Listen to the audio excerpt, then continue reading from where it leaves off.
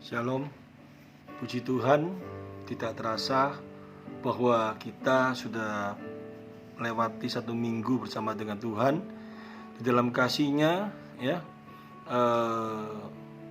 Saat hari Kamis, Jumat, Sabtu, Minggu kita libur, ya, dan tidak kerja mungkin, atau yang ada yang kerja, tetapi Tuhan beri kesempatan untuk bisa santai, mungkin ada menikmati yang tamasya.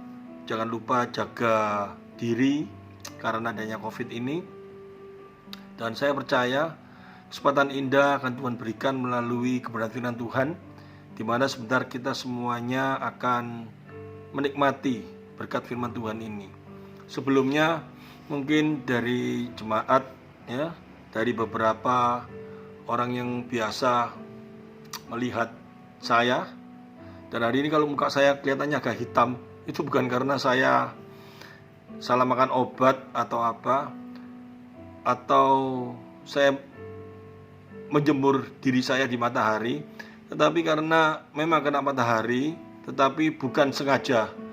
Tapi saya asik, beberapa hari ini saya asik main bunga, ya, dan pagi hari saya sempatkan untuk menggunting bunga, dan terasa kena matahari, tapi itu juga membuat saya jadi sehat. Dan sebelumnya kita semuanya tundukkan kepala dan kita sama-sama berdoa. Allah Bapa, terima kasih atas berkat-berkat-Mu. Terima kasih atas kesehatan yang Kau berikan bagi kami. Terima kasih atas damai sejahtera yang Kau nyatakan dalam hidup kami. Malam hari ini Tuhan, kami akan diberkati firman-Mu. Pimpin kami di dalam kasih dan rahmat-Mu yang tidak pernah berkesudahan dalam hidup kami. Mampukan kami untuk dapat menyimak, mengerti setiap firman yang akan kami dengar.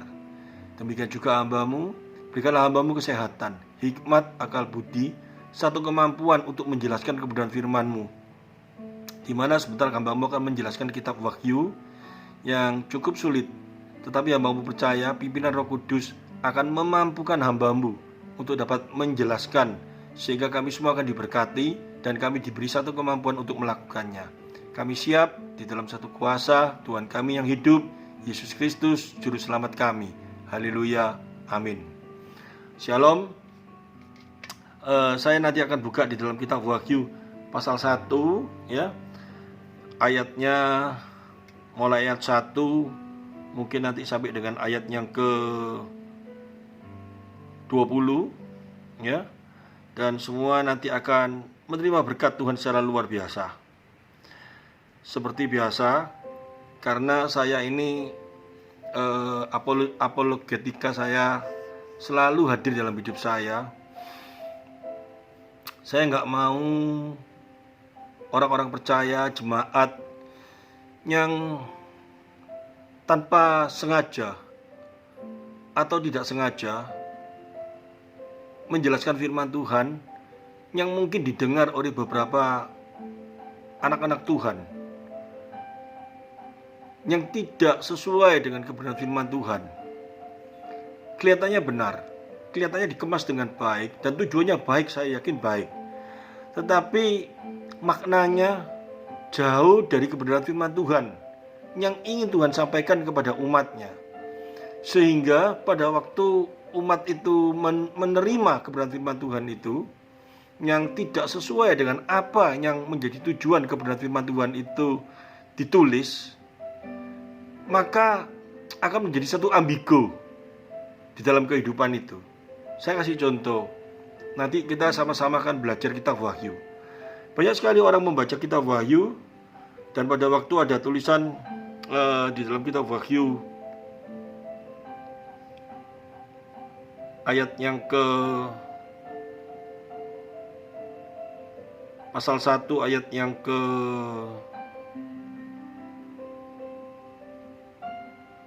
sebentar ya, saya lihat ya.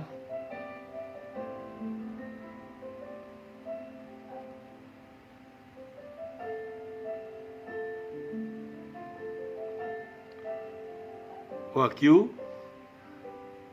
pasal 1 ayat yang ke mulai dari ayat yang pertama. Saya akan bacakan supaya kita semua akan menerima berkat secara luar biasa hari ini ya.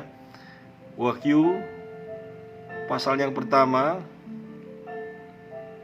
mulai ayat yang pertama. Inilah wahyu Yesus Kristus yang dikaruniakan Allah kepadanya, ya, supaya ditujukan kepada hamba-hambanya, apa yang harus segera terjadi, dan oleh malaikatnya yang ditulisnya ia telah menyatakan kepada hambanya Yohanes. Jadi wahyu ini melalui rasulnya Yohanes, ya, ayat 1. Nanti kita baca sampai dengan ayat yang ke-7, ya. Tetapi yang menjadi satu pergumulan dalam hati saya, karena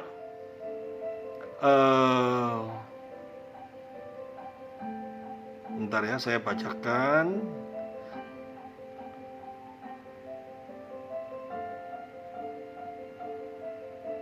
Nah, di ayat yang ke-17 ada kata-kata seperti ini. Ketika aku melihat dia, tersungkurlah aku di depan kakinya, sama seperti orang yang mati. Tetapi ia meletakkan tangan kanannya di atasku, lalu berkata, "Jangan takut, aku adalah yang awal dan yang akhir." Ayat ini diambil jangan takutnya saja dan diartikan sangat tidak sesuai dengan apa yang tujuan penulisan ayat ini. Sehingga dia berkata, mungkin pada waktu saat ini keadaan ada pandemik ini, atau masalah apa, kesehatan, masalah apa, dia ngomong, "Nggak usah takut, karena kita punya Tuhan yang hidup, karena kita memiliki Tuhan yang apa, karena karena Yesus akan menjagai kita." Dan dia kasih gambaran-gambaran pada waktu PL, orang-orang Israel ditekan, Allah yang bekerja gini. Ataupun pada waktu bersama dengan Yesus, ada orang yang sakit, Tuhan Yesus sembuhkan. Ataupun Tuhan memberikan mujizat-mujizat secara luar biasa, dia lemparkan itu semua. Padahal kitab Wahyu ini, pasal 1 ini sedang tidak berbicara seperti itu.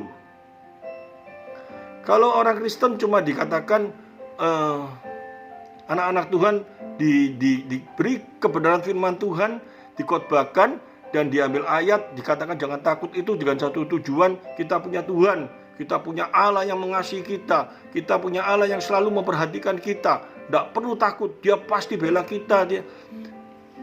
Saya khawatir untuk menghadapi zaman-zaman yang seperti saat ini, kalau itu hanya dimasukkan dalam kehidupan anak-anak Tuhan, itu tidak akan menjadi kekuatan iman. Bahkan ada beberapa orang nanti bukan tidak takut, malah menjadi takut. Karena apa? Firman itu tidak terjadi dalam hidupnya. Dia percaya ada Yesus, dia percaya ada kuasa Tuhan. Tetapi mungkin dia bisa kena corona, dia bisa kena imbas daripada ekonominya yang mulai menjadi makin hari makin merosot, atau keluarganya makin berantakan. Bisa saja terjadi. Dan kalau firman Tuhan cuma tujuannya satu, kita punya Yesus, pasti itu dibereskan semua. Tidak usah takut, dia yang mengasihi, dia tidak sama sekali. Ayat ini sedang tidak berbicara seperti itu. Saya percaya bahwa kita memiliki Allah yang mengasihi, bahwa kita memiliki Allah yang sangat mengetahui keadaan kita. Ya, dia tidak akan membiarkan kita. Dia ambil ayat di dalam Roma pasal 28. Kita akan menang dari ketelanjangan, kita akan menang. Itu padahal berbicara tentang iman. Iman orang percaya tidak mungkin bisa gugur. Karena Roh Allah yang bersama dengan kita, dan Roh Allah itu yang memberikan kekuatan bagi kita. Bukan sekali-sekali tujuannya kita bersama dengan Yesus, kita akan menang dalam hal ini semua. Tetapi ayat itu sedang berbicara kalau Roh Kudus ada di dalam kehidupan kita, gak mungkin iman kita bisa gagal. Itu berbicara tentang iman. Itu bukan berbicara tentang bahwa Tuhan akan bereskan segala masalah kita. Sangat lain sekali, sangat berbeda sekali maknanya. Karena saya khawatir Nanti kalau berbicara seperti itu, iman-iman anak-anak Tuhan akan gugur semuanya. Karena kebenaran firman Tuhan itu tidak menjadi satu kenyataan dalam hidupnya. Dan dia akan menjadi lemah. Karena apa yang dikatakan oleh si pengkhotbah itu tidak sesuai dengan apa yang tujuan penulisan ayat-ayat itu. Saya kasih contoh nanti ini dalam kitab Wahyu yang akan kita baca bersama-sama mulai ayat yang pertama. Di dalam kitab Wahyu ayat 1 sampai dengan pasal pertama ya.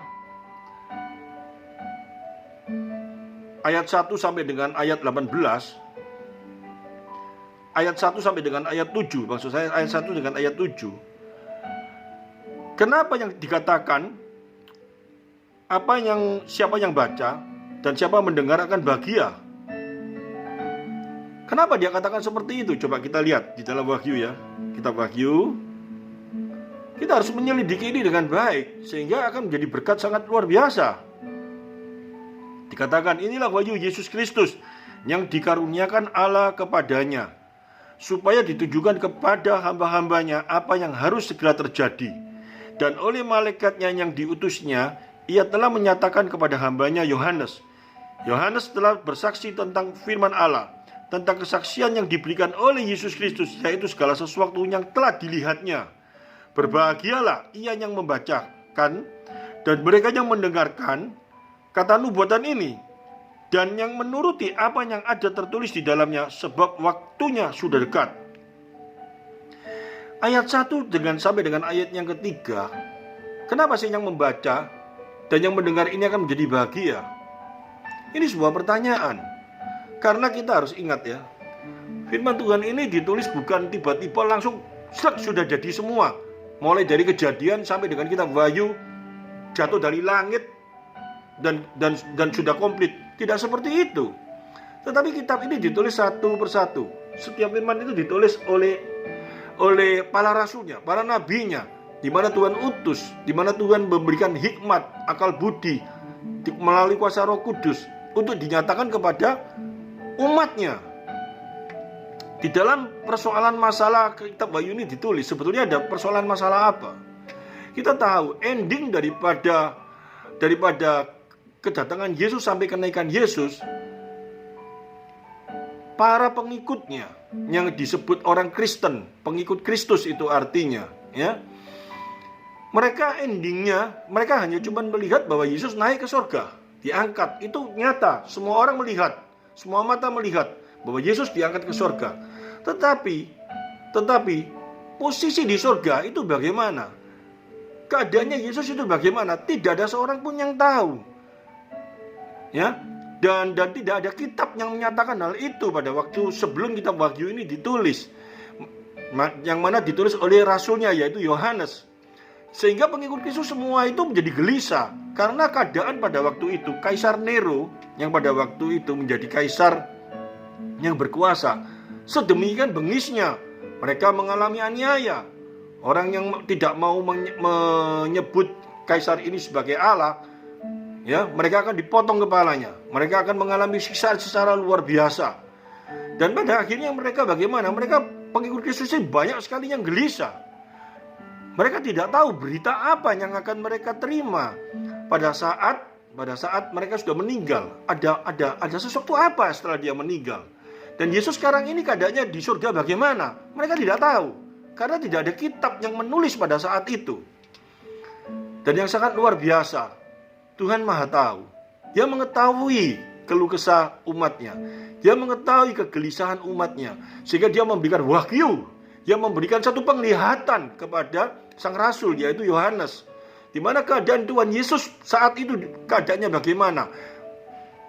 Sehingga ditulis di dalam kitab Wahyu ini. Inilah wahyu Yesus Kristus yang dikaruniakan Allah kepadanya, supaya ditunjukkannya kepada hamba-hambanya apa yang harus segera terjadi. Sehingga diperlihatkan apa yang terjadi di dalam diri Yesus pada saat dia ada di surga. Dikatakan dari Yohanes kepada ketujuh, ya, jemaat yang di Asia Kecil, kasih karunia dan damai sejahtera menyertai kamu dari Dia, ya, yang ada dan yang sudah ada, dan yang akan datang, ya, dari ketujuh roh yang ada di hadapan tatahnya. Ketujuh roh itu artinya apa? Kesempurnaan hikmat Allah yang ada di dalam dirinya, karena dia memang Allah sendiri. Ya, dari Dia yang mengasihi kita, yang telah melepaskan kita dari dosa kita oleh darahnya. Ini Dia mulai memberikan satu pengertian, penginggilan, memberikan makna. Siapa itu Yesus? Dia menceritakan dari awal, Dia yang mengasihi kita. Tanda Dia mengasihi apa? Dia memberikan dirinya untuk dosa kita. Dia melepaskan kita dari dosa kita oleh darahnya. Dia memberikan dirinya untuk menebus dosa kita. Dan yang telah membuat kita menjadi suatu kerajaan, menjadi imamat bagi Allah. Yang dulunya kita seteru dengan Allah. Oleh karena kasih Kristus, oleh karena pengorbanan Kristus, kita yang dulunya seteru, kita menjadi umatnya, menjadi imamat rajani. Dikatakan seperti itu. Ini sebuah berita sukacita luar biasa. Ya, dikatakan yang dari yang akan datang ketujuh roh Allah yang ada di hadapan tata, dari Yesus Kristus saksi yang setia, yang pertama bangkit dan dari antara orang mati, yang berkuasa atas raja-raja di bumi. Bagi Dia yang mengasihi kita, yang telah melepaskan kita dari dosa kita oleh darahnya, dan yang telah membuat kita menjadi suatu kerajaan, menjadi imamat bagi Allah Bapaknya. Bagi Dialah kemuliaan dan kuasa sampai selama-lamanya. Lihatlah, Ia datang dengan awan-awan, dan setiap mata akan melihat Dia, juga mereka yang telah menikam Dia, dan semua bangsa di bumi akan meratapi Dia. Ya, amin. Dia bersaksi bahwa nanti Yesus akan datang kedua kali. Ya. Dan dia melihat keadaan Yesus pada saat di surga. Ini sebuah berita yang sangat luar biasa. Sehingga dia pada ayat-ayat yang pertama awal-awal dia berkata, bagi mereka yang membacakan atau bagi mereka yang mendengar, ya, berita ini, akan terjadi satu sukacita yang sangat luar biasa. Akan menjadi satu kegembiraan yang sangat luar biasa. Karena apa? Ternyata Tuhanku yang aku sembah, yang aku tinggikan saat ini di surga. Dan Dia sudah menyatakan bagi kita, pada saat Dia naik ke surga, Dia berkata apa? Dia akan menyediakan tempat bagi kita. Dan nyata sekali, karena melalui sang rasul melihat, ya, diberi sesuatu yang sangat luar biasa karunia, sehingga dia mampu melihat keadaan Yesus pada waktu di surga. Dikatakan, dia mendengar, aku adalah Alfa dan Omega, firman Tuhan Allah yang ada dan yang sudah ada dan yang akan datang dan yang maha kuasa. Sehingga pada waktu dia melihat keadaan Yesus di surga, ada satu hal yang sangat indah, bahwa Yesus saat itu di surga, Dia dimuliakan dan Dia sangat ditinggikan di surga. Ini sebuah berita, ini sebuah berita yang sangat luar biasa. Sehingga dikatakan bagi mereka yang membacakan dan bagi mereka yang mendengar, bersukacita luar biasa. Sehingga iman kita tidak sia-sia, iman kita tidak menjadi lemah. Karena apa? Kalau Dia yang saat ini di surga, kalau Dia yang saat ini berkuasa di surga, dan Dia sudah berjanji bagi kita, bagi setiap anak Tuhan yang percaya, pasti Dia sediakan tempat di surga dan kita menerima kemuliaannya. Satu hal yang indah, satu hal yang sangat luar biasa. Ini yang harusnya menjadi satu berita. Bukan gak usah takut di dunia ini karena ada Yesus, ada Yesus, ada Yesus. Padahal segala sesuatunya tujuan tulisan bukan tidak takut. Tidak mungkin. Apalagi di awal dia berkata, semua orang pasti takut. Terus setelah kita kenal Yesus, kita tidak takut. Saya tanyakan kembali kepada pemberita itu, apakah dia tidak pernah takut lagi? Dia pasti takut terus. Karena dalam kehidupannya, selama manusia, tetap akan merasa khawatir dan takut. Tetapi yang selalu akan menjadi kekuatan, penghiburan kita saat kita takut, bukan karena kita percaya Yesus, tetapi melalui firman Tuhan ini kita tahu bahwa sekarang Dia, Allah yang kita sembah, Allah yang berkuasa, saat ini Dia di surga. Dan Dia berkuasa di sana. Di mana kita bisa tahu ayat ini yang menyatakan. Ini satu berita sukacita. Ini satu berita yang sangat luar biasa, membuat kita harusnya bersukacita dan bergembira sesuai dengan apa yang dinyatakan di dalam kitab Wahyu ini. Sehingga dia tulis di dalam ayat yang ke-7, aku Yohanes, ya, saudara dan sekutumu. Saya ulangi sebelum saya baca ayat yang ke-9. Ayat ke-1 sampai ayat yang ke-7 itu yang membuat kita sukacita, karena kita sekarang tahu bahwa Yesus yang kita tinggikan, bahwa Yesus yang kita sembah, saat dia naik di surga, saat ini dia di surga berkuasa. Dia Allah yang mulia, dinyatakan di tempat itu. Dan yang diberi penglihatan yaitu sang rasulnya Yohanes, dan dinyatakan di dalam kitab Wahyu ini, sehingga dia melihat dan dia mendengar perkataan Yesus sendiri. Aku, di ayat yang ke-8 ayat kata kuncinya, aku adalah Alfa dan Omega, firman Tuhan Allah yang ada dan yang sudah ada dan yang akan datang, yang maha kuasa. Berarti dia benar-benar melihat bahwa Yesus hidup, bangkit, dan sekarang berkuasa di surga. Ini adalah satu berita sukacita, berita kemenangan bagi setiap orang percaya. Baru dia menulis lagi dalam ayat yang ke-9.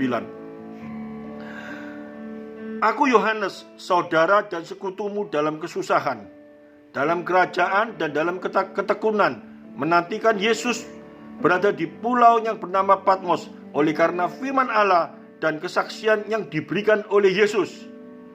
Pada hari Tuhan aku dikuasai oleh roh dan aku mendengarkan. Jadi ayat 1 sampai ayat 7 itu dia berkata, dan dia di dalam ayat yang ke-9 dan 10 itu dia menceritakan ayat 1 sampai yang ke-7 itu kejadiannya bagaimana. Dia menceritakan di dalam kronologisnya, dia menceritakan di dalam ayat 9 dan 10. Ya. Pada hari Tuhan aku dikuasai oleh roh dan aku mendengar dari belakangku suatu suara yang nyaring seperti bunyi sangkakala. Katanya, apa yang engkau lihat tuliskanlah di dalam sebuah kitab dan kirimkanlah kepada ke-7 jemaat ini, ke Efesus, ke Smyrna, ke Pergamus, ke Tiatira, ke Sardis, ke Philadelphia, dan ke Laodikia. Bukan cuma kepada jemaat-jemaat di sana, banyak sekali jemaat yang lain. Tapi dikatakan 7 jemaat. Kita tahu angka-angka di dalam kitab Wahyu itu adalah lambang-lambang. Kata 7 itu menunjukkan kesempurnaan. Jadi dia ingin dia diberi satu perintah untuk menuliskan kepada seluruh anak-anak Tuhan, seluruh orang-orang yang percaya. Bukan cuma dikhususkan kepada jemaat-jemaat yang ada di tempat ini sebetulnya. Apalagi dia berkata jemaat-jemaat ini sekarang keadaannya menderita, sehingga dikatakan bukan seperti itu. Ya, mungkin mereka menderita, tetapi banyak jemaat-jemaat di luar jemaat yang ada ditulis di ayat-ayat ini yang mengalami satu beban persoalan dan masalah. Persoalan-masalahnya bukan penderitaan karena tidak punya duit atau sakit atau apa, tetapi mereka pada waktu itu kebingungan, di mana mereka tidak tahu, mereka tidak mengerti, karena tidak ada satu pewahyuan yang menyatakan saat ini Yesus di surga keadaannya bagaimana. Tetapi di dalam kitab Wahyu ini tadi, di dalam ayat 1 sampai 7 dijelaskan keadaan Yesus itu bagaimana. Dan ini disuruh memberitakan kepada seluruh umat Tuhan bahwa Yesus yang kita sembah, bahwa Yesus yang telah bangkit dari kubur dan naik ke surga, saat ini berkuasa di surga. Ini satu hal yang sangat luar biasa.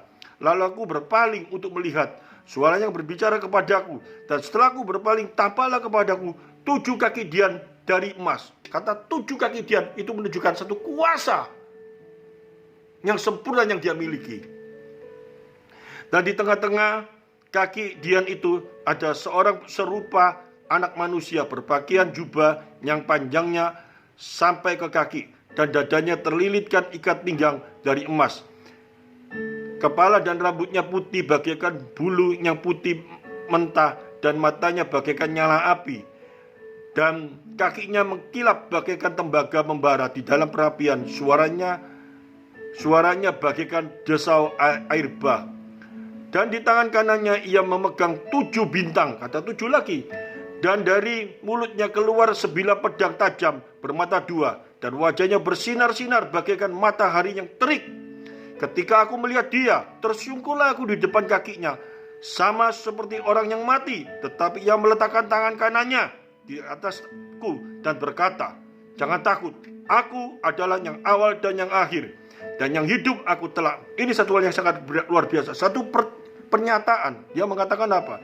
Dan yang hidup aku telah mati, namun lihatlah, aku hidup sampai selama-lamanya. Aku memegang segala kunci maut dan kerajaan maut.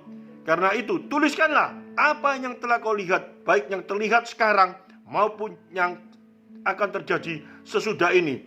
Dan rahasia ketujuh bintang yang telah kau lihat pada tangan kananku dan ketujuh kaki dian emas. Ketujuh bintang itu ialah malaikat ketujuh jemaat, dan ketujuh kaki dian itu ialah ketujuh jemaat. Saya sedang tidak mengeksposisi kitab Wahyu ini, tetapi melalui ayat-ayat ini kita akan menerima satu berkat yang sangat luar biasa. Di mana ayat yang pertama tadi, ya, sampai dengan ayat yang ke-7. Kenapa yang membaca dan mendengar akan bahagia? Jelas, kan? Ya, karena kita tahu itu semua mengenai bahwa Yesus yang saat ini di surga, yang berkuasa, yang sedang berkuasa, dan dia yang jelas sekali kenaikannya ke surga untuk menyatakan satu kemenangan, kenaikannya ke surga untuk menyatakan bahwa dia sudah selesai apa yang menjadi tugasnya di dunia, dan saat ini dia di surga, dia berkuasa karena dia memang Allah sendiri. Ayat ke-1 sampai dengan yang ke-7 itu menyatakan yang demikian. Buktinya apa? Dikatakan di dalam pasal 1 ayat 17 dan 18. Ketika aku melihat dia, tersungkurlah aku di depan kakinya, sama seperti orang mati. Tetapi ia meletakkan tangan kanannya di atasku, lalu berkata, jangan takut. Sehingga kita mengerti, karena jangan takut itu bukan satu tujuan mengikut Yesus, gak usah takut. Tetapi ayat ini tujuannya satu. Aku adalah yang awal dan yang akhir, dan yang hidup. Aku telah mati, namun lihatlah, aku hidup sampai selama-lamanya. Aku memegang segala kunci maut dan kerajaan maut. Satu pernyataan, satu berita sukacita yang sangat luar biasa. Bahwa Yesus lahir di dunia. Yesus mati untuk dosa-dosa kita. Dan dia bangkit menyatakan kemenangan. Dia naik ke surga menunjukkan bahwa apa yang menjadi tugasnya di dunia selesai. Dan dia sekarang di surga berkuasa. Ini satu hal yang sangat dahsyat. Ini satu hal yang sangat indah. Ini yang menjadi satu berita kemenangan bagi kita. Sehingga meskipun mungkin saat ini kita mengalami beban persoalan masalah yang sangat berat. Mungkin kita mengalami satu tekanan yang sangat berat. Dan tekanan itu tidak selesai. Bahkan sampai kepala kita dipotong seperti yang terjadi dalam diri rasulnya, Rasul Paulus. Tetapi dia tidak menjadi getar. Dia tidak menjadi takut. Karena dia tahu bahwa yang dia sembah, yang dia tinggikan, yang berkuasa di surga, pada saat dia nanti mati di dunia, dia akan bersama-sama dengan dia yang di surga, yang telah berkuasa, yang berkuasa itu. Ini ada satu sukacita, ini berita kemenangan. Karena pada waktu itu banyak sekali anak-anak Tuhan yang mengalami aniaya, kepalanya dipotong, dibakar hidup-hidup oleh Kaisar Nero. Mereka tidak tahu kelanjutan dari kehidupan mereka. Karena tidak ada satu berita pada waktu itu di mana Yesus di surga sedang betul-betul di surga dan mengalami apa di surga. Tidak ada berita. Tetapi melalui pewahyuan yang dinyatakan kepada rasulnya Yohanes ini dan diberitakan bagi setiap orang percaya, menjadi satu berita sukacita yang sangat luar biasa. Karena Yesus yang disembah, Yesus yang ditinggikan, yang mati dan yang bangkit dan yang naik ke surga, saat ini berkuasa di surga. Dan dia berkata bagi setiap orang percaya akan memperoleh hidup kekal bersama-sama dengan dia. Ini satu berita sukacita. Mungkin saat ini kita mengalami beban persoalan masalah yang tidak bisa terhentikan. Dan kita percaya, kita sudah percaya dengan iman bahwa Allah yang kita sembah adalah Allah yang kita tinggikan. Mungkin saat ini kita mengalami sebuah problem yang kita tidak bisa mengerti mengapa harus terjadi. Dan tidak pernah berhenti. Dan terus-menerus rasanya tidak ada satu penyelesaiannya. Bahkan seperti nabinya Ayub berkata, mengapa aku harus lahir di dunia kalau aku mengalami hal-hal yang demikian? Itu satu kegelisahan yang sangat luar biasa. Tetapi di sela-sela persoalan dan masalah yang hidup yang dia hadapi, saat dia teringat bahwa Allahnya, Allah yang berkuasa, Allah yang menciptakan segala sesuatu, Allah yang mengatur di dalam dunia ini. Dan dia berkata di dalam ayat-ayat di dalam kitab Ayub itu, dia berkata apa? Binatang-binatang buas yang ada di hutan, siapa yang mencegah supaya tidak bisa masuk kota? Itu menunjukkan bahwa dia mengakui bahwa Allah yang disembah, Allah yang berkuasa, Allah yang berdaulat. Sehingga dia berkata apa? Dulu aku hanya mendengar, Tetapi setelah melalui peristiwa-peristiwa dalam hidupnya, dia bisa berkata apa? Sekarang aku bisa melihat Allah. Ini satu hal yang indah. Hendaknya ayat ini di dalam kitab Wahyu ini adalah satu berita. Jangan takut. Itu bukan kita menghadapi ketakutan karena kita bersama dengan Yesus kita pasti menang. Kalau kita bersama dengan Yesus, persoalan masalah nanti akan diselesaikan. Itu bukan khotbah. Itu omong kosong, ambigu. Banyak sekali orang nanti akan menjadi gugur imannya. Banyak sekali orang nanti akan menjadi bingung karena dia sudah percaya dengan sungguh-sungguh. Bahkan dia melakukan ritual agamawi secara luar biasa. Perpuluhan diberikan. Sangat taat melakukan apapun juga. Rasul Paulus itu kurang taat apa dalam hidupnya? Tetapi di akhir hidupnya kepalanya harus putus. Kalau cuma memiliki iman pengertian seperti itu, dia pasti akan gagal. Tetapi pengharapannya bukan di dunia ini. Yang seperti kita Wahyu nyatakan, yang ingin dinyatakan. Saat ini kamu boleh kehilangan nyawamu di dunia ini, tetapi kamu tidak akan kehilangan nyawa karena segala sesuatu miliknya dan dia berkuasa nanti di surga. Ini harusnya menjadi satu pegangan bagi setiap orang percaya. Ini harusnya menjadi satu berita kemenangan bagi kita. Bukan cuma kata-kata yang kosong, iman yang kosong kalau saya berkata seperti itu. Saya gemas sekali, ya. Ada beberapa hamba Tuhan yang sudah berpengalaman, bahkan umurnya sudah cukup tua. Tetapi kenapa masih berani berkata, nggak usah takut menghadapi segala sesuatu, karena kita bersama Yesus. Nanti Yesus pasti tolong kita, pasti Yesus bantu kita. Saya yakin Yesus sudah tolong kita. Tetapi kalau persoalan dan masalah tetap terjadi dalam kehidupan kita, bukan dia tidak menolong kita, tapi ada maksud Tuhan yang kita tidak mengerti. Tetapi kita percaya tujuan hidup kita hanya bukan setitik yang seperti kita pikirkan. Tetapi kita harus percaya dengan iman bahwa segala sesuatu Allah turut bekerja dalam segala hal mendatangkan kebaikan bagi kita. Kebaikan itu bukan hidup sukses. Kebaikan itu bukan cuman sehat. Kebaikan itu bukan cuman hidup di dunia ini. Tetapi mendatangkan kebaikan itu satu hal. Kehidupan kekal akan Tuhan nyatakan dalam kehidupan kita. Kalaupun saat ini kita di dunia, kita hidup sukses, kita sukacita, itu adalah bonus. Itu adalah sesuatu yang kita harus bersyukur sama Tuhan. Tetapi kalau itu mungkin kita tidak terima, kalau itu mungkin kita tidak memiliki, kalau itu mungkin kita tidak memperoleh yang seperti para rasulnya, seperti para nabi-nabinya, kita tidak boleh bersungguh-sungguh. Kita tidak boleh merasa kecewa karena tujuan Tuhan memilih kita. Tujuan kita Tuhan menyelamatkan kita bukan cuma kita lepas dari sakit penyakit, bukan cuma kita nanti hidup kaya, bukan seperti itu. Tetapi Tuhan menyelamatkan kita. Tuhan memilih kita. Tuhan memberikan keselamatan bagi kita. Tuhan memberikan hidupnya bagi kita. Tujuannya satu, supaya nama Tuhan dimuliakan melalui hidup kita. Ini harus kita ingat dalam kehidupan kita.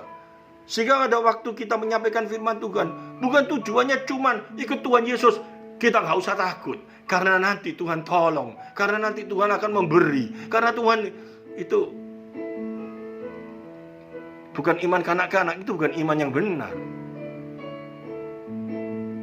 Tidak ada ayat yang berkata seperti itu.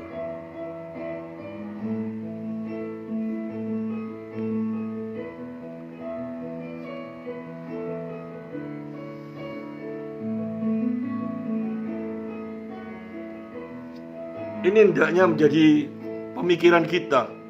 Ini hendaknya menjadi satu kekuatan bagi kita. Karena jelas sekali di dalam Wahyu pasal 1 ayat 18-20. Dan yang hidup, aku telah mati, namun lihatlah, aku hidup sampai selama-lamanya, dan aku memegang segala kunci maut dan kerajaan maut. Karena itu, tuliskanlah. Dikatakan toh, karena itu tuliskanlah apa yang telah kau lihat,